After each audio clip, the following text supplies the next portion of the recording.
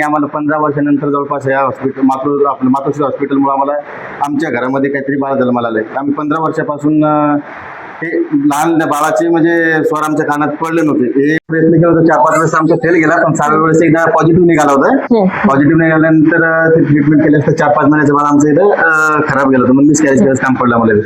मग त्याच्यानंतर आम्ही जवळपास 12-1 महिने वाट बघितली आणि त्याच्यानंतर मग आपलं हे आपलं मातोश्री हॉस्पिटल जे आहे जालन्याचं, इथले आम्हाला खबर लागली. मग इथं आम्ही फर्स्ट टाइम आल्याने आम्हाला पहिल्याच ट्रीटमेंटमध्ये मला जवळपास आमचा रिपोर्ट जे आहे ना ते पॉझिटिव्ह निघाला.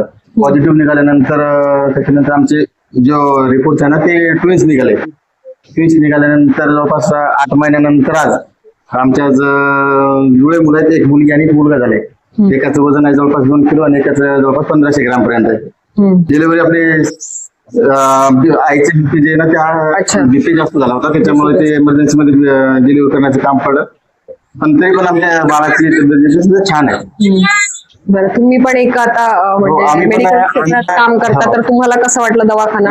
आम्हाला एकच चांगला रिझल्ट दिला आणि आम्हाला 15 वर्षानंतर जवळपास या हॉस्पिटल मातोश्री हॉस्पिटलमुळे आम्हाला आमच्या घरामध्ये काहीतरी बाळ जन्माला आलंय. आम्ही 15 वर्षापासून हे लहान बाळाचे म्हणजे स्वर आमच्या कानात पडले नव्हते. हे मातोश्री हॉस्पिटलमुळे आज आम्हाला एवढी मोठी संपत्ती मिळालेली आहे आणि मातोश्री हॉस्पिटलचं सगळ्या पूर्ण स्टाफचा मनापासून खूप खूप धन्यवाद करतो.